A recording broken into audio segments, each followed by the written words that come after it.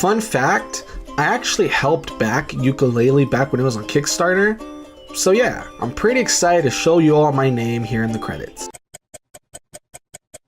Just have to wait to get down to the W's. Yup, any day now. Alright, Wanderbot, Wanderjack, Wandering, Wander. I don't see it. Oh, that's right. I used my real name. Duh.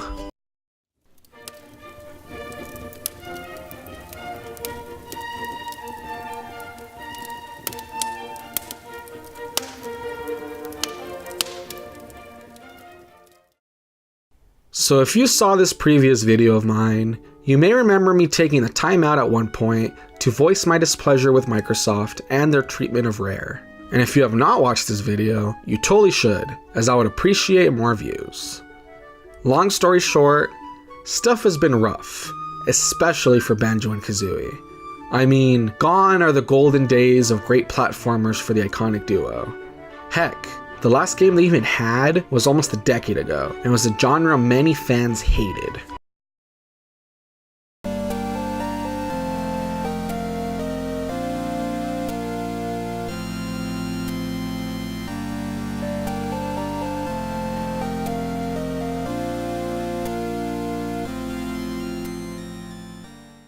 But, like a phoenix rising from the flames, the metaphorical death of Rare has given rise to Playtonic Games and their debut title, Yooka Laylee. An obvious spiritual successor to Banjo Kazooie, and considered by many as basically a sequel, Yooka Laylee once again follows an animal duo and their adventures. This time, the story focuses on a male chameleon named Yooka and a female bat named Laylee, who go up against the antagonistic Capital B and Dr. Quack, a bee, and disembodied duckhead respectively. Like the Banjo Kazooie games before it, the story is quite simple. Travel across various levels defeating enemies and collecting collectibles in order to stop the main bad guy at the end. Nothing too special there.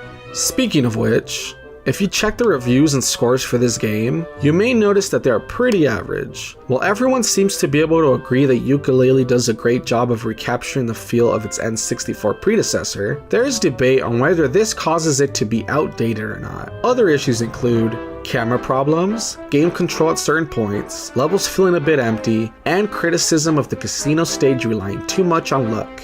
First, I guess I can try my best to tackle the whole outdated thing. The way I see it, the game feeling outdated isn't necessarily a bad thing. However, that also doesn't mean that's a good thing either. What I mean by that is that although it would have been great if Yooka Laylee was this grand experience that brought all sorts of new things to the table and revolutionized the platformer genre, it not being that is okay. Why? Well, because they never ever claimed to be that. Perhaps it's just me. But ever since I saw the Kickstarter go up, the only thing I felt the game ever promised was that it would recapture the classic Rare feeling. From once again using an animal duo with a musical name, to collecting objects that sound a lot like the other ones, I say they accomplished what they set out to do. I think it kind of helps if you think of it as an N64 game, jankiness and all, that just happened to have come out for current gen consoles. And while I do absolutely hope Playtonic Games gets down to it and updates themselves in the future, in the meantime, if I want something fresh and new, I'll look to Super Mario Odyssey. As for some of these other issues that have been presented by critics and fans alike, well, they aren't wrong. There are some parts where the camera can be a bit tricky, or the controls uncooperative. Likewise, I can't quite put my finger on it, but levels can seriously feel like they lack in stuff like props or stuff to look at. And as for the casino stage, it can indeed be a bummer to have to keep grinding away for that level's currency.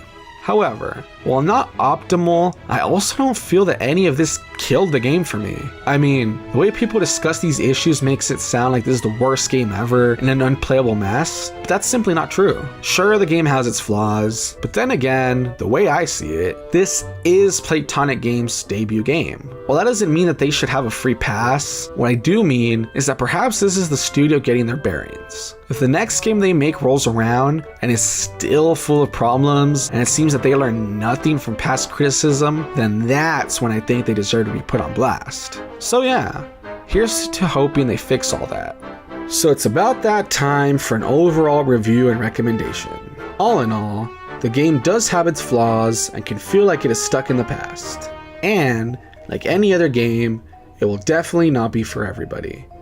However, all I can say is that for me personally, I really enjoy the game for what it is and do not at all regret helping to back it on Kickstarter. The characters are bright and colorful, the gameplay scratches a certain nostalgic itch, and it is filled with enough of that old Rare style humor to keep it entertaining. It is a fun, quirky title, and it is great to see Banjo Kazooie live on in some form or another. If you can look past the fact that it isn't perfect, nor trying to reinvent the wheel, then perhaps this is the game for you.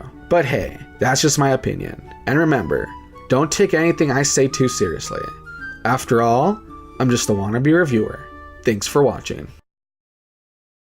Hello people of YouTube, and welcome once again to the land at the end of my video. I'd like to thank anyone who took the time to watch this video, especially if you're watching up to this point. As always, I invite you to please leave feedback, whether a thumbs up, thumbs down, a share of my video, or a comment in the comment section below. Any and all feedback about me or my videos is greatly appreciated. And hey, if by some miracle you actually like my videos and would like to see more, then why not hit the subscribe button? As I always say, if you thought I did well, why not subscribe and ring that bell? Speaking of which, if you look on the screen right about now, you should be able to see my social media up. Whether you want to just see what I'm up to or get notifications for when the next video goes up, feel free to follow me. And as for all the art done on the channel, almost everything that you see is done by Broken Xno. So if you want to, I don't know, contact them to make art for your channel or whatever, I'll leave the email in the description below. Last but not least, somewhere near the end of this video, all the links should start popping up for videos I've done in the past. So hey, why not give them a look? My name is Wannabe Reviewer, and I hope to jump down the media rabbit hole with you all again soon. Until next time.